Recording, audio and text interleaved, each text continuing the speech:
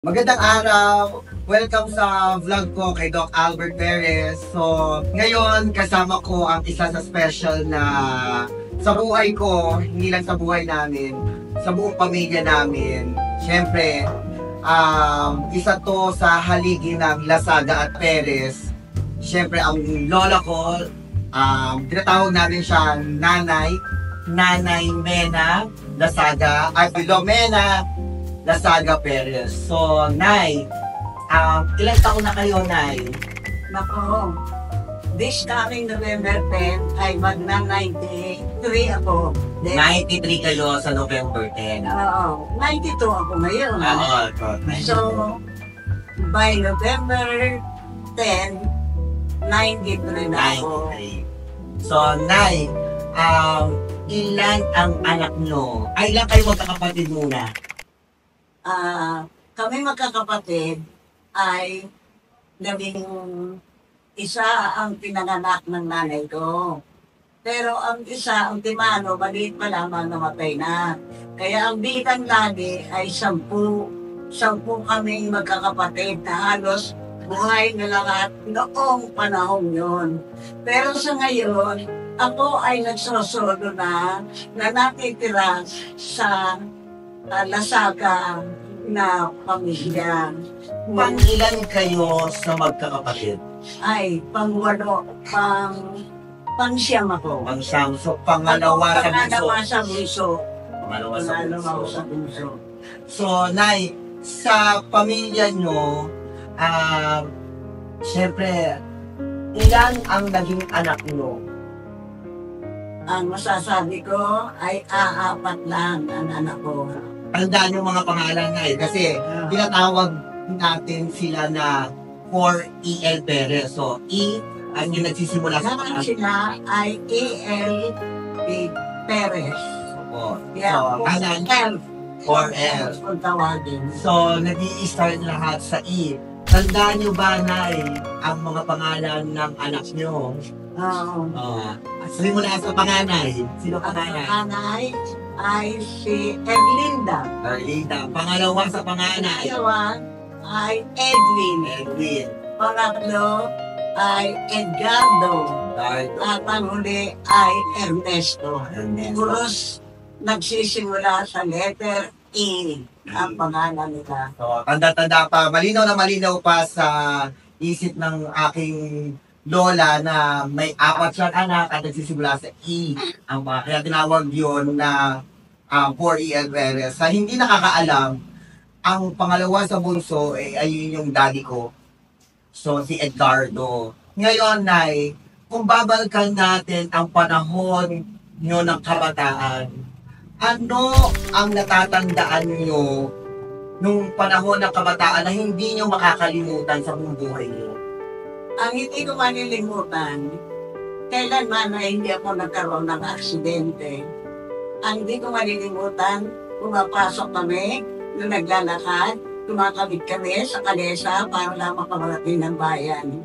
Ako noon ay grade 1, hanggang matapos ako ng aking elementary, ay hanggang inabot ako na hanggang grade 6. Pero sa bayan pa rin ako na nagtapos ng aking pag-aaral. Bayan ng Santa Rosa.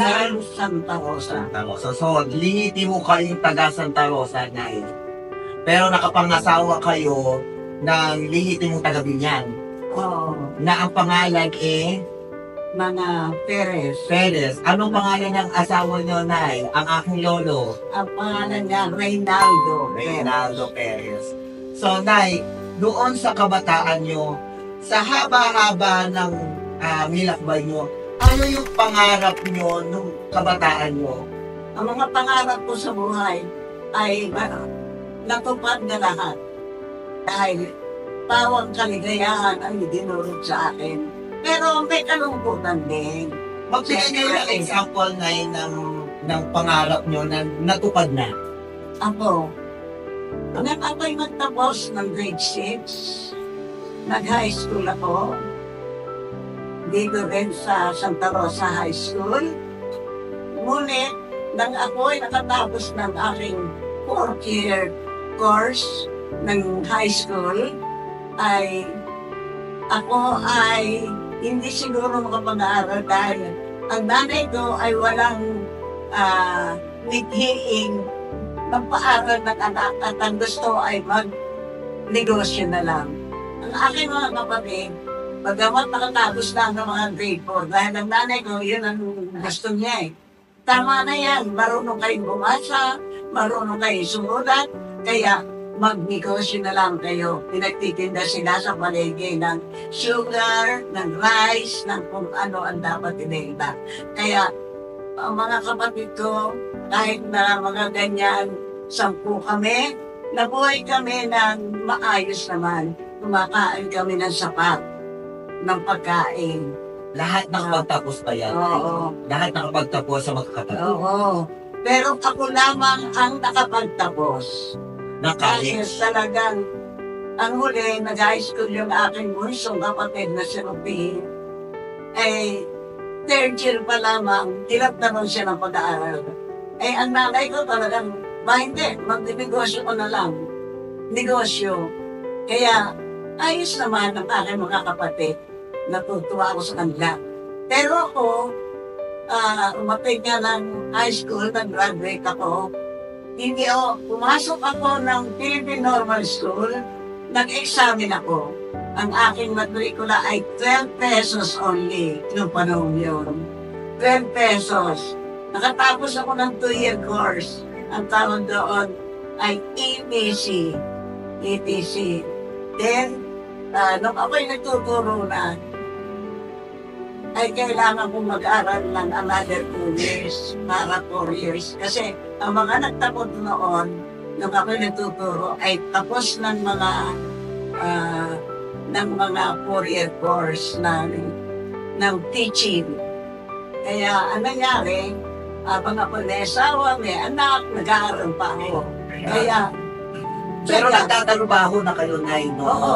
Saan kayo nagtrabaho? Oo. At nagturo? Saan kayo nagturo dito sa... Nako, siyempre, bago ko pa lang, itinapon ako doon sa pati ng apoy, kung tawagin ngayon yung kawan, New Valley. no valley. Valley Yes. doon. Alam mo, kurang na rin ang ating, hindi ko matandaan. Walang pumupunta doon, kundi isang jeep lang. Kaya, pagka sinabing, nung ako'y napunta na doon, hindi ako tumagal. Dala ng Kapulangan. walang masasakyan. Hinahirap sa akin. May mga anak na ako noon, may mga sasakyan na iisa ang sasakyan, lagi ako late. Sa mga pangarap nyo na natupad, kung babalikan nyo at kaharap nyo ngayon ang batang Filomena, ano ang masasabi nyo doon sa batang Filomena? Ninibigay ko sa kanila ang aking karanasan. Kung ano ang karanasan ko nangyari, kung paano ako nakapag-aral, na huwag nilang bibigyan ang hindi sila makapag-aral. Kasi kapag hindi nakapag-aral, saan man dako ng Pilipinas, saan pumunta ka man ng ibang bansa, meron kang pinag-aralan. Kung wala kang pinag-aralan, mahirap ang communication mo doon. Alam namin na isa ka sa mapagmahal na lola at ina. Ngayon, tatanungin ko po kayo, ano ba ang ibig sabihin sa inyo o ano ang meaning sa inyo ng word na pagmamahal? Ang pagmamahal talagang kailangan ng pagmamahal. Lalo na sa isang tahanan. Kailangan ang magmamahal ka. Ang anak mo, ikaw ang magte-train dyan, ikaw ang huhubog dyan, at lahat ng kung ano man ang naging kasalanan dyan, kailangan ay tulungan mo siya na mabago ang kanyang pag-uugali, kung ano man ang kanyang pag-uugali. Pero bilang ano naman, Nay, bilang asawa, ano ang ibig sabihin ng pagmamahal sa inyo? Siyempre, pag ikay nag-asawa, kailangan mamahalin mo talaga asawa mo.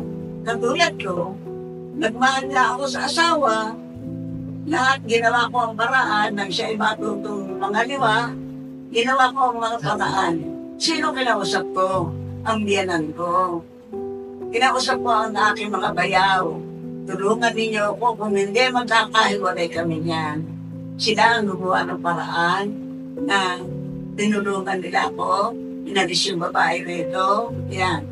Kaya maitanad ko ang aking karanasan tungkol sa aking So, asawa. ibig sabihin na kahit nahiwalay kayo ng asawa mo, ibig sabihin, hindi nawala yung pagmamahal mo. Hindi nawala. Kailanman hindi ako niloko ko siya, hindi ako nag-asawa. Kailanman, iisa lang ang minahal ko. So, dun kayo sa panghabang buhay hanggang mamatay.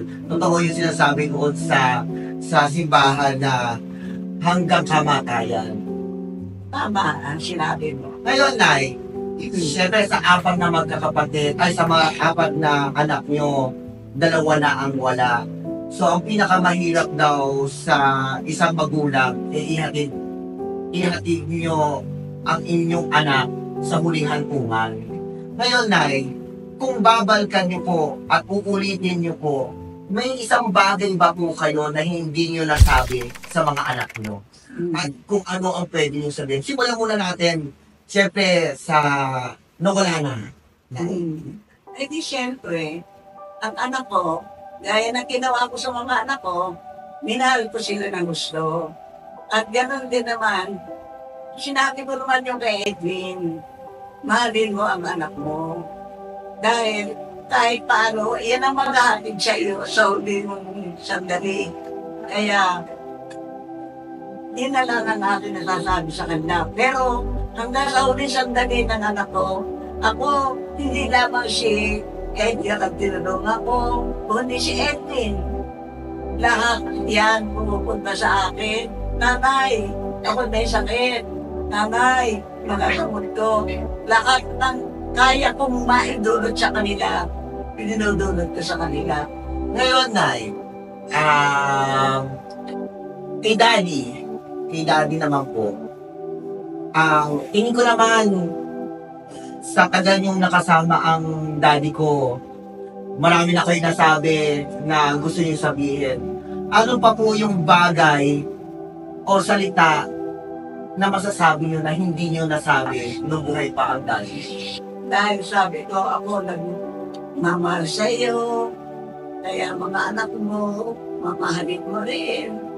At siya ay nagsasabi, talagang sinabi nung si Edeline na sinasabi sa akin, hindi nagsasabi ang mga yan, miski ikaw, hindi na nagsasabi. Kundi, si Edeline sinasabi, pinalalayas niya na pinagalayas. Ako na ang pumitigil, sabi ko gano'n. Sabi niya, ako na ang pumitigil. Kaya, mahal ko ang anak ko. Kahit na ano mangyari sa kanila, papahamak na sila, kung ano man mangyari sa kanila, mahal ko sila, dapat ko sila nasahan. Ngayon, Nay, na ayan, yung dalawang nawala yung anak, ngayon, bumalik tayo doon sa dalawang buhay pa, siyempre sa pagpinakapanganay. Alam ko na matagal yung hindi nakasama yung panganay yung anak kasi dahil nung bata pa lang, 18 years old, lumipad na siya sa abroad. Yan, Sa Canada. sa kabutihan rin niya. Ano yung salita na pwede niyong sabihin na hanggang buhay pa, kung sino malay nyo, darating yung araw na wala na, hindi nyo na kayang sabihin ulit. Ano yung gusto nyo sabihin kay Tita Ernie? Kanina ko Kay sasabihin. Tita Ernie, kayo po, ngayon na ito na yung pagkakataon nyo na sabihin ang pwede nyo sabihin. Wala naman akong ibang sasabihin, kundi mahalin niya. Ako ay mawawala pag malasakit na niya, ang aking maiiwan. Yun ang sinabi ko sa kanya, dahil yan ang magdadala sa iyo sa magandang buhay. At siya naman, nasa edad na rin. Siguro, yun na rin ang mangyayari kung ano man ang pinagawa ko sa kanya, ginawa ko sa kanya, dahil hindi niya sa kanya mga anak. And last na lang, sa pinakabunso, kay Ernesto, kay Tito Boyet, O yan. ano ang... Siguro naman, di makaila sa iyo na ang piguboyet mo, maraming pagkakamaling ginawa. Unang-unang, sabagay tayo lang naman. Unang, pinapundat ko sila, tinulungan ko sila magnegosyo doon sa kanlalay, nag-open sila ng business.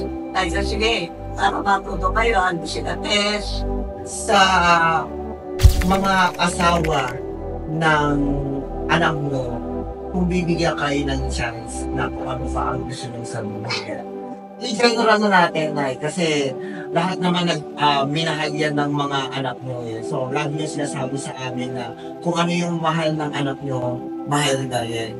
So, ngayon, eto na yung chance natin na sabihin kung ano yung nasa sa loob mo. Siyempre, kahit hindi mo gusto ang manugang mo, mamahalin mo. Dahil minahal ng anak mo para ayos lang sa'yo. Kung hindi mo tuturuan ang sarili mo na mahalin mo, ngayon, kung ayaw naman niya ng pagmamahal ko, okay lamang. Pero ano na kung dapat ipagano sa akin sarili. Nangyayari sa akin yan. Nay, sa mga apo, ngayon, syempre, hindi lang po kami, meron na po kayong apo sa tuhod, meron kayong apo sa talampakan na, Yes. tingin ko, ako yung bunso sa lahat ng apo, yung original. Wala naman kung hindi original ako yung bunso. Ngayon, ano yung legacy o ano yung pwede nyong bigyan ng advice o legacy na gusto nyong iwan sa mga apo mo? Kung sa material, marami akong maiiwan. Sila lahat naman ay naparte ko na, naiayos ko na. At tungkol naman sa nangyayari, kung mahal mo ang lola mo, mahal ko kayo. Kung hindi ako mahal, wala akong magagawa. Sa two-way na lang daw. Oo, gano'n na lang. Kung meron kang itatama, alam natin sa 92 years old nyo, marami kayong pagsubok na pinagdaanan. Kung babalikan natin, meron ba kayong pinagsisihan at gusto nyong balkan? At gusto nyong itama? Napakahirap yung bagay na yan. Meron ako isang bagay na gusto mo itama, hindi kailanman ako gagawa. Ano yun? Dahil, mas matapang pa sa akin ayaw ko ng gano'n. Matuduhagi naman niya ang aking pagkatao. Natuduhagi. Ano ba? Hindi ko alam yung duduhagi. Masisira? Masasaktan? Oh, yes. Dudulugin? Yan ang pagkatao. Natuduhagi. Ano ito? Ha? Ano to, Nay? Ika nga kaya ni Tess. Sa akin lahat yan. Kaya ni Dory. Sa akin din. Dahil doon ni Edwin. Pagka may kailangan, ganon-ganon.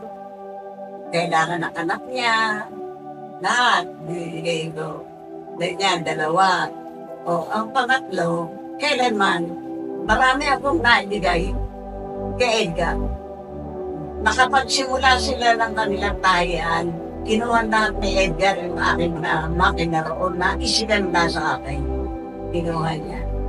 Okay. Basta si Edgar, okay lang ako. Dahil alam kong wala namang nilalaspag yan. Dahil ang akin, gusto ko makatulong sa kanila. Ngayon, sa 92 years old nyo, Nay, ano yung pasasalamat nyo at yung masasabi nyo na salamat dahil eto narating ko, ano yung pasasalamat nyo sa buhay nyo? Ay, naku, marami akong pasasalamat. Unang-una sa Panginoon Diyos.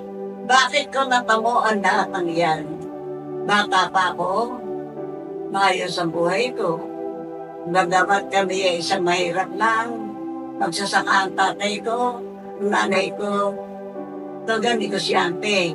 Ang una, siyempre magsasaka lamang di pagkain lang. Nagtitinda yan ng puto, nagluluto ng mga titinda ng isda. Yung mga yan, para kami mabuhay. Noong una, noong kami pa, tapos hanggang siya nagkaroon ng negosyo, nagdadala ng sakate, at saka mga darak sa Manila, through truck. Magulang ko, yan nga, tinamana, huwag na kayo mag-aral, negosyo ang hawakan ninyo. Kaya yung mga kapatid ko, pagkamat hindi nakapag-aral, maganda ang buhay nila. nabubuhay sila ng masagana. Sa 92 years nyo sa pagdinegosyo, ano yung natutunan nyo sa pagpapalakad ng ng negosyo? Wala akong naging katulong kasi asawa ko wala. Ako ay maligaya sa naging buhay ko. Dahil ako ay masagana. Bakit? Dahil habang ako'y nagtuturo as a teacher, nagpapahulog na ako. Pinutang ko lamang 1,500. Noong araw, yun ang utangan. Natira 1,000. Yun ang sinimula ko na negosyo. Nagsimula ako ng mga damit, ng mga pinggan, ng kung ano-ano. Kagat yan. Higit sa lahat, ang nakatulong sa akin ay ang kabuyaw. Patapos yung kalamba. Ano yung kabuyaw na yun? Kabuyaw. Bayan ng Kabuyaw. Doon ako naglalakad, nagpapahulog. Nagkaroon na ako ng jeep. Siyang sasakyan ng mga damit. Namimili na ako ng division natin. Talagang totoo lang, nangungutang lamang ako sa binyang. Mangungutang ang lamang na sa binyang. Pero, pagkakay ng negosyo, inang pangalan ko sa mga taong nag-negosyo. Pagkakay nag-utang, dapat niyong babayaran. Ayun ang natutunan nyo. Yan ang aking inano sa kanila. Pagka kayo ay nag-utang, pwede kayo mag-negosyo. Kaya ako, maligaya na, pwede na ako mamatay dahil maligaya ako sa aking buhay na nangyari sa akin. Pero before tayo matapos, syempre magpasalamat tayo din sa place na kung saan tayo nandito, Captain's Cap, located sa Sige Street, Platero, Barangay Platero, Binyan, Laguna. Ang owner nito is si Shari Canela. So maraming salamat sa accommodation. Kaya, yun lang, Nay. Maraming salamat sa interview na